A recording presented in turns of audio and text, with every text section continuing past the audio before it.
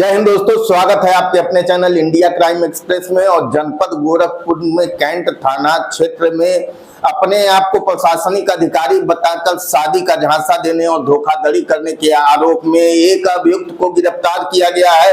जी हां, इस संबंध में एसपी सिटी ने बयान दिया है और घटना के बारे में बताया है कि इंस्टाग्राम प्लेटफॉर्म पर निषाद विवाह ग्रुप के माध्यम से प्रीतम कुमार निषाद पुत्र शिवपाल सिंह निषाद निवासी लुधियात मोहल्ला इकदिल इटावा उत्तर प्रदेश का बायोडाटा मिला। बायोडाटा में प्रीतम कुमार निषाद ने स्वयं को आईएएस मणिपुर कैडर व नियुक्ति मणिपुर में होना उल्लेखित किया और अपने आप को फर्जी आईएएस बताकर शादी का झांसा दिया और धोखाधड़ी किया। तो इस संबंध में देखिए क्या कुछ कहा है एसपी सिटी गोरखपुर ने। प्रशासनिक अधिकारी बता के शादी का मामला सामने आया, क्या है ये पूरा मामला और किस तरीके से अरेस्ट हुआ? देखिए, गोरखपुर में थाना कैंट में एक वादी द्वारा एफआईआर पंजीकृत की गई थी, जिसमें उसने बताया था कि उनके बेटी के साथ फर्जी आईएएस बनकर एक प्रीतम निषाद नाम के व्यक्ति ने शादी कर ली है। इसी सूचना का संज्ञान लेते हुए सूचना धाराओं में एफआईआर पंजीकृत की गई थी और अभियुक्त को पकड़ने के लिए प्रयास जारी किए गए थे। आज उसी में जो इसमें मुख्य अभियुक्त है, जिसका नाम प्रीतम निषाद उर्फ अर्जुन सिंह है, इसको गिरफ्तार कर लिया है। इनके द्वारा पूछताछ में बताया गया कि इन्होंने कभी यूपीएससी का एग्ज़ाम क्लियर नहीं किया है और ये अपने आप को मणिपुर कैडर के आईएएस बताते थे। और ये जो इनका जो एजुकेशनल बैकग्राउंड रहा है वो बीएससी का रहा है और इन्हीं तथ्यों के आधार पे आगे की पूछताछ और कार्रवाई चल रही है। देखिए, जो अभी तक पूछताछ हुई है उसमें इसने दो महिलाओं के साथ शादी करने का बताया है, जिसमें एक जो हमारे एफआईआर की वादी है उनके और एक इससे पहले एक बार और कर चुके हैं।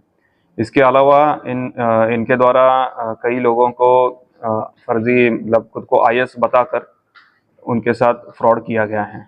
सर, क्या लड़की को गोवा में बेचने का भी फिराक था क्या इनका?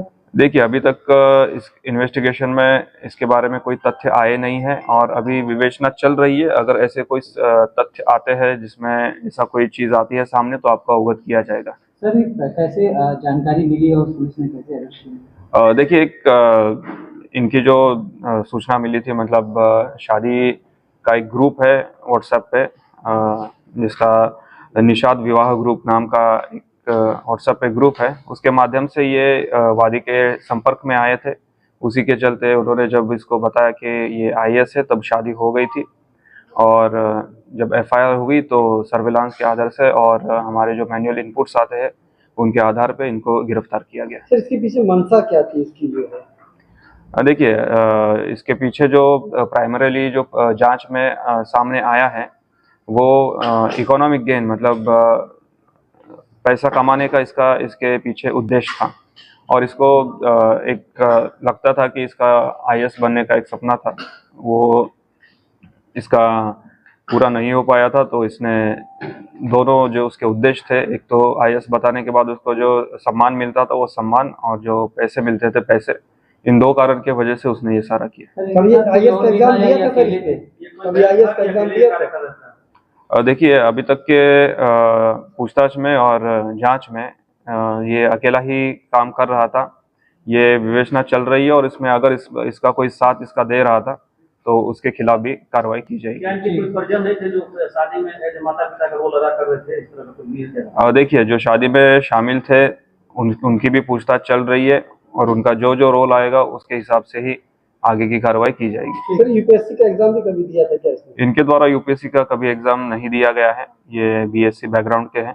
इन्होंने जो यूपीएससी का रिजल्ट आता है उसमें नाम अपना एडिट करके सभी को ये फर्जी सूचना दी थी। जो फर्जी काट रहेगा सर, इसके लिए भी कोई जांच चलेगी? ये विवेचना का पार्ट है और संबंधित धाराओं की बढ़ोतरी की जाएगी। ठीक।